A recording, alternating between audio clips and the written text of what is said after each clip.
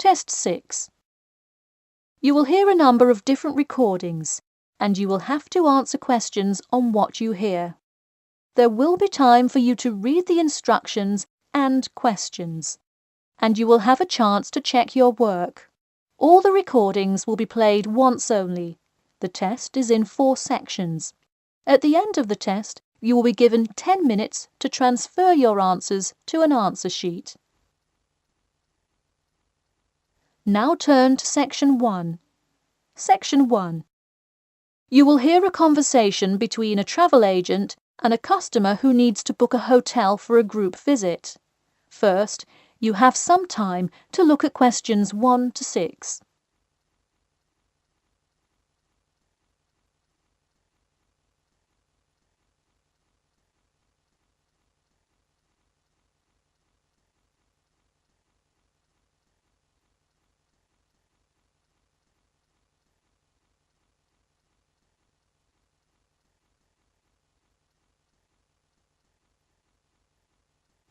You will see that there is an example which has been done for you.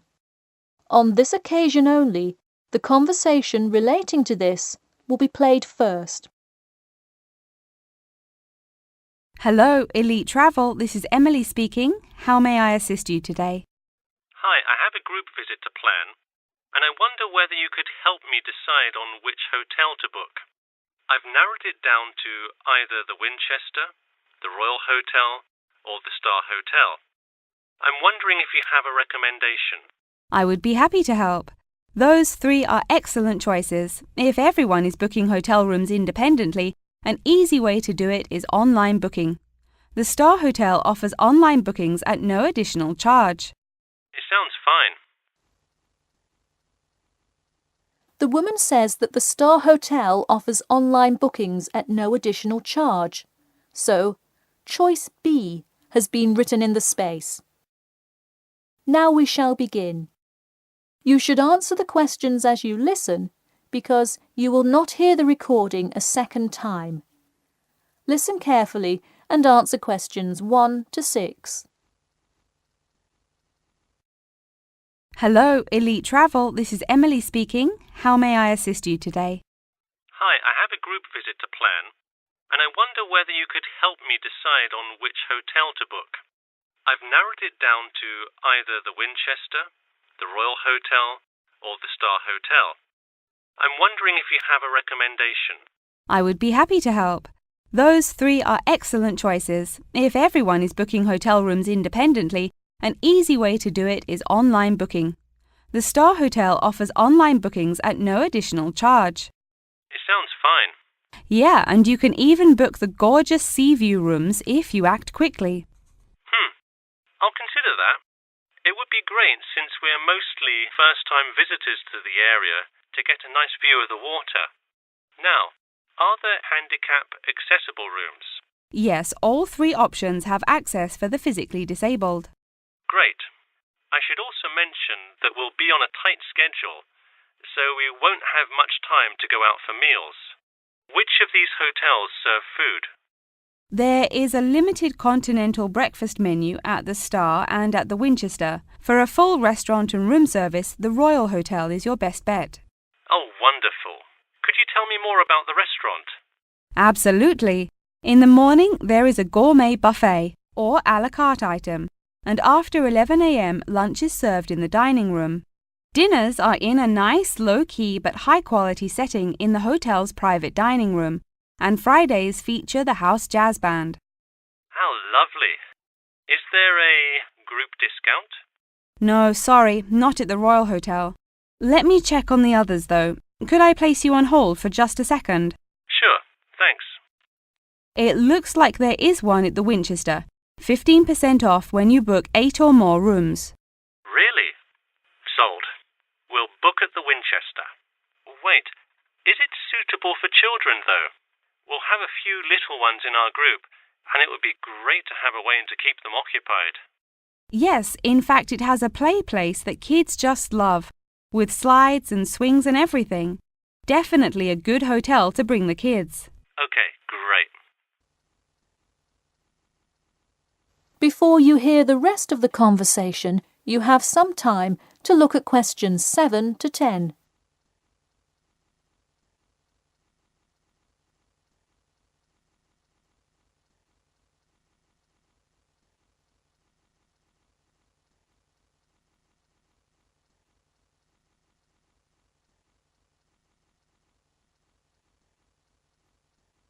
Now listen and answer questions 7 to 10. So now I know where we'll be staying. What next? Should I go ahead and book transportation and assign rooms and everything? Well, for now, there are only a few things for you to take care of. We will hold a block of rooms for you as soon as you send a deposit. I recommend booking as soon as possible, so you probably want to send the invitations as soon as you know how many rooms to hold. Oh, right. Okay. I'll send the invitations and put down the deposit. Is there anything else I should take care of? Great! And don't worry about this now, but sometime before you arrive, do let us know if you'll be requiring our transport service to and from the airport. I'll make sure to let you know. Does that incur a service charge? Or perhaps a tip? Or some presents to show our gratitude for the personal car service? Oh, don't worry about it. It is a free service, so if you would like to tip, you are welcome to do so. But hotel drivers do not accept gifts. Thanks for your help. My pleasure. Enjoy your stay at the Winchester. That is the end of section 1. You now have half a minute to check your answers.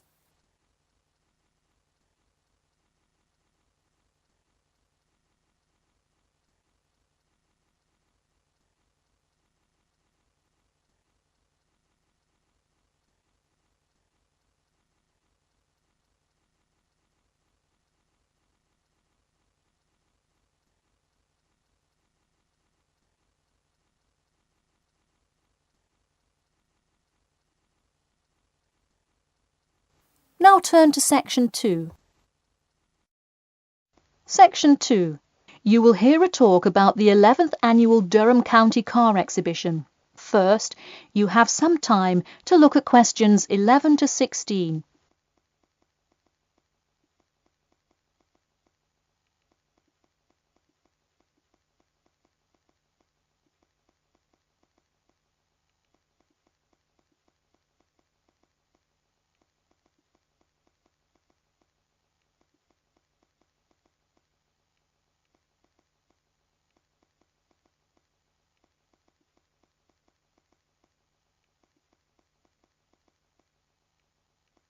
Now, listen carefully and answer questions 11 to 16. Ladies and gentlemen of Durham, start your engines. Skip Gordon here, inviting you to the 11th Annual Durham County Car Exhibition. That's right, it's that time of year again. Mark your calendars. The pre-opening event kicks off on the 18th, and the exhibition officially opens to the public on Saturday, March the 19th. Take it from me, you won't want to miss Durham's most attended public event of the year 5 times running. You don't have to be a motorhead to appreciate the finest cars, both new and old, in existence today, but it helps. Be one of the 70,000 people to see everything from big rig monster trucks to good old-fashioned classic hot rods. Get your tickets now.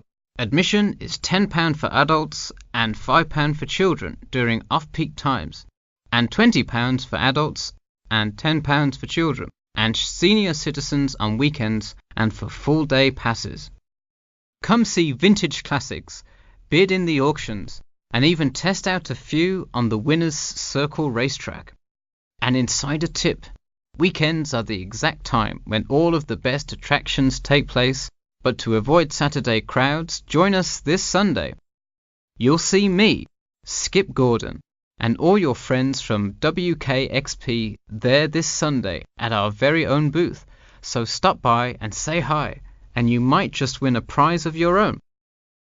A new attraction this year will be the addition of a new car category, electricity, namely the electric car class. See displays from Toyota, Honda, and you guessed it, Tesla.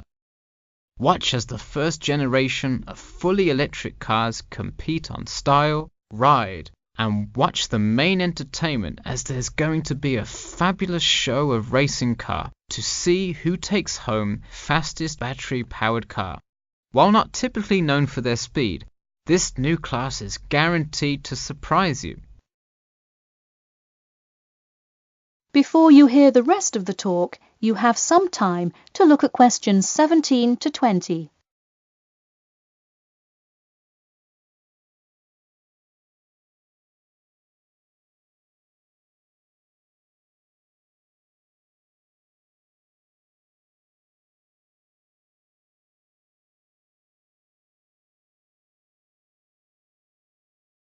Now listen and answer questions 17 to 20.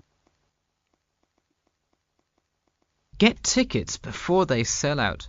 Last year's tickets sold out fast, so we upped the attendance this year. That's right, more seats. But don't wait. Act now and save. That's right, if you buy your tickets before this Friday, you'll get 2 for the price of 1. That's right, 2 for the price of 1. And don't worry, kids. Just like last year, there's something specially for you. Wreak havoc on the road with the Kids Crazy Cars ride, and then race around the Tiny Tykes track in your favorite child-sized race car. Meanwhile, Mom and Dad can take a spin in a ride a bit more than their size. We're rolling out a massive dirt track so you can get behind the wheel and test drive something a little more adventurous. Put the pedal to the metal in a 4x4 SUV as you go over bumps and navigate through twists and turns. You'll want to buckle up. You heard it here. Act now to get in on the fun at the Durham County Car Show before it's too late. Come for prizes, good prices, and good old-fashioned family fun. We had a lucky draw for a new car last year, but this year our main event is the Monster Truck Rally, where one lucky fan will win a chance to experience the thrill from behind the wheel, well, next to the wheel, as they ride with legendary driver Smash Tate. Feel the speed firsthand and talk to a living legend in a true, once-in-a-lifetime opportunity. For tickets, go online to www.durhamcountycars.com or call 1-888-CAR-SHOW now. We'll see you there, and always remember to buckle up. That is the end of section 2. You now have half a minute to check your answers.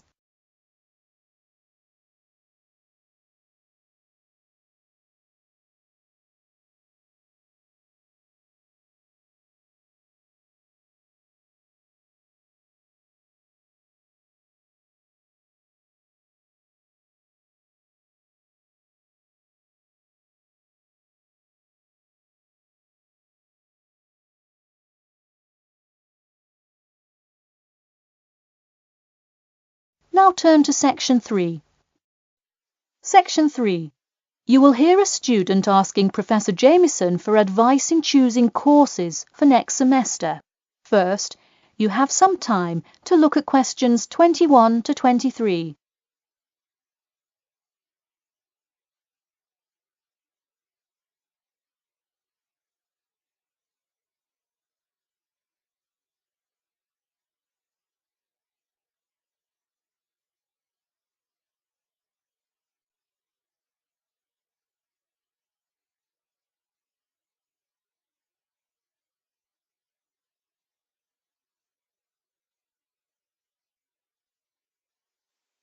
Now, listen carefully and answer questions 21 to 23. Hi, Professor Jameson. I was hoping we could talk this week about choosing courses for next semester. That sounds great. Any idea yet, or what you'd like to take? Well, I was hoping you could kind of tell me. There are so many to choose from. I don't even know where to start. Sure. Well, first things first. Do you know what you will major in? It's important to take courses that are relevant to your career path. Well, I think I want to major in biology. I want to go to medical school, so it seems like it would make sense. I agree. If you like biology, it's definitely a good idea to focus on that since so many of the requirements overlap. Okay, so I should take a few biology classes then? Yes, let's start there. You should pick 1 or 2 biology classes. Not just any biology classes, though. If possible, read online or talk to senior fellows and find out about the structure of the courses. You don't want to end up signing up for 2 classes that require labs in the same semester. You'll spend so much time in the biology department that you won't see the light of day. All right, good idea. I heard labs can be as long as 4 hours. That's true. And another thing, make sure the topic is either relevant to your major or something you're interested in learning about. It sounds obvious, but do not just take a class because you heard it was easy or because it does not require attendance. Of course not, though it would be really nice to have at least one class that's a little bit less rigorous than the ones I'm taking this semester. I barely sleep as it is with all this studying. That may have more to do with your study habits, though I don't disagree that your schedule is really difficult this semester. Before you hear the rest of the talk, you have some time to look at questions 24 to 30.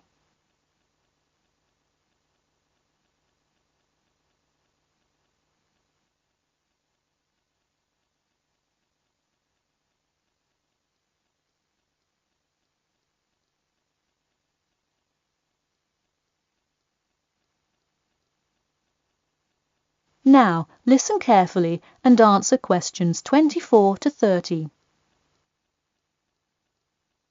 So, any idea which biology classes you may decide on for next semester? Well, I was thinking of taking human physiology. It sounds relevant and interesting. I think it is an interesting class, but I would recommend against it. You're already in human anatomy, which also covers physiology, so it would be repetitive and probably not the best use of your time. If I already know some of the stuff, I could take it to boost my GPA a little bit. You could maybe do that, except the professor that teaches it is famous for giving out the fewest A's of any professor. Oh wow, never mind. Now, changing subjects. Have you decided yet on your research topic? Well, I actually decided I don't want to do a research paper. I'm going to do a dissertation instead. I think I will much more enjoy coming up with a thesis and finding all the details to support it. I see. Didn't you already do some of the research, though? What happened to that? Well, I started doing research, then the more data I collected, the more complicated things got. I realized I would have to take a lot more steps to randomize the sample, and then I realized I would need to control for more factors. I see. What kind of data collection did you do? I interviewed employees at the water treatment facility after Professor Dickinson recommended it. I understand. Well, the research paper could be much more outside work, but it may be worth it if that is what you're interested in. No, I am a lot happier just doing the dissertation. That's fine with me. Just remember, you need to finish your first draft and send it in soon. It's already the middle of February. Oh wow, it is, isn't it?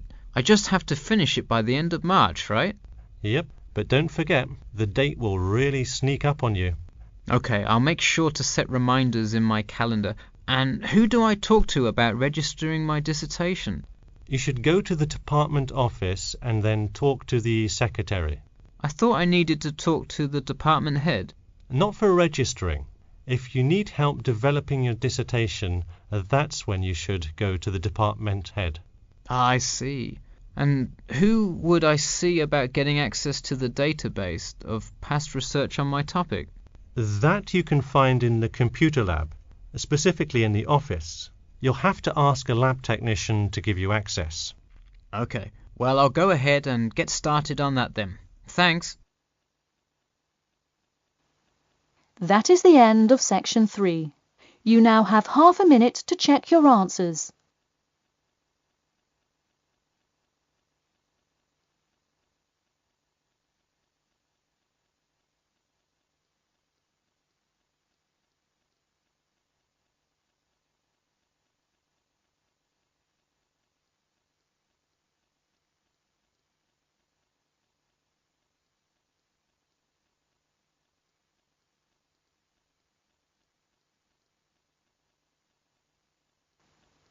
Now turn to Section 4. Section 4. You will hear part of a lecture about the role of sleep in humans and animals. First, you have some time to look at questions 31 to 40.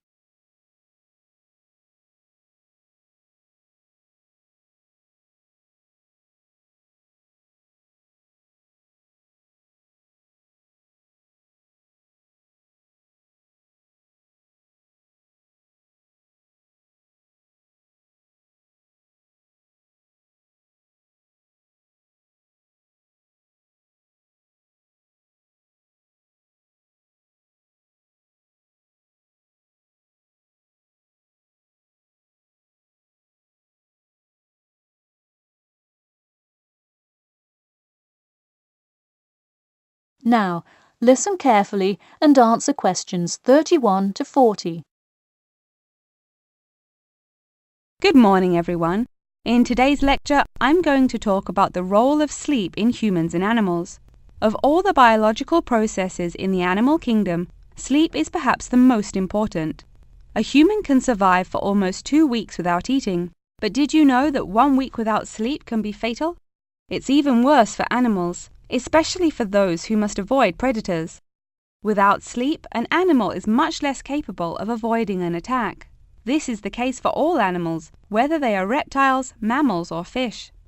Let us look now at how different animals sleep, reasons for their ways of rest, and the potential problems they might encounter. In marine life, sleep must be balanced with breathing. For example, the dolphin must float to the surface as it sleeps in order to breathe. Like other large sea mammals, they keep one eye open and one half of the brain awake at all times to maintain some amount of consciousness required to breathe and to watch out for possible threats. They sleep with only one brain hemisphere in slow wave sleep. Birds also have unusual sleeping patterns, mostly due to being constantly on edge in the presence of numerous predators. They usually sleep quite lightly. For example, Swainson's thrush, also called olive-backed thrush, is a medium-sized thrush that takes hundreds of naps during the day, each of which lasts just a few seconds. While migrating, migratory birds tend to function well on micronaps. Horses, on the other hand, do most of their sleeping standing up. Scientists think that horses developed their habit of sleeping upright as a defense mechanism, a way of protecting themselves against predators, and a standing position keeps a horse in a constant state of readiness to race away if danger should approach. Also, horses do occasionally take short naps lying down. Horses are heavy animals with big muscles, but their bones are surprisingly delicate, so lying in one position for a long time could well injure a horse. Just like humans, animals can also have sleeping problems. Dr. John Hendricks and Adrian Morrison from the School of Veterinary Medicine, University of Pennsylvania in Philadelphia, determined that certain diseases were primarily associated with the sleep states in animals. In their research, they emphasized that because so much in this area still remains unclear, animal models were very important for studies of sleep disorders. The physiology of sleep in animals is similar to that of humans.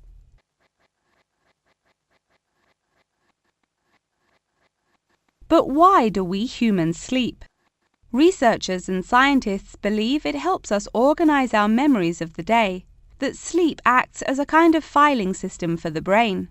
Without it, our thoughts become disorderly and confused, which leads to increased likelihood of accidents and a tendency to say and do bizarre things. Researchers also believe that sleep plays a key role in learning. We sleep so that the brain can integrate new knowledge and form new associations. Because of the similar sleeping pattern to that of humans, rats are often studied in order to increase our knowledge of human physiology. In one study, rats were kept awake for almost 2 weeks and their behavior was observed. Researchers found the sleep-deprived rats could hardly remember anything of what they had been taught that day. For example, one rat had been taught to recognize pictures of various Parisian landmarks in order to receive food. Pressing a button below a picture of the Louvre would result in food being released, and so forth. However, When deprived of sleep, they would press buttons seemingly at random. In addition to rats, the fruit fly, a small insect that feeds and breeds on spoiled fruit, also has been used as a model organism, and thousands of scientists around the world work on it. But why was the fruit fly chosen to be studied? It was for practical reasons. The most important one is that the relationship between fly and human genes is so close that the sequences of newly discovered human genes, including genes that show a susceptibility, can often be matched against their fly counterparts.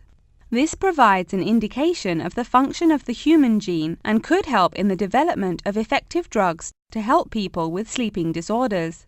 Therefore, many scientists today choose to study the genetic structure of the fruit fly, which could make a particularly important contribution to the understanding of developmental processes in humans. In conclusion, sleep is a necessary part of life, not just for humans, but for the entire animal kingdom. Now, I'd be happy to answer any questions you may have. That is the end of section 4. You now have half a minute to check your answers.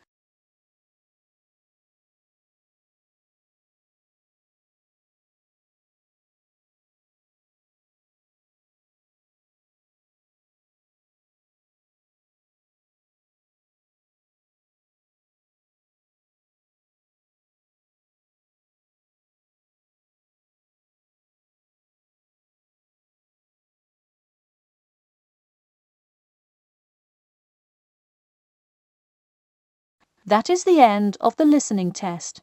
In the Ielts test, you will now have 10 minutes to transfer your answers to an answer sheet.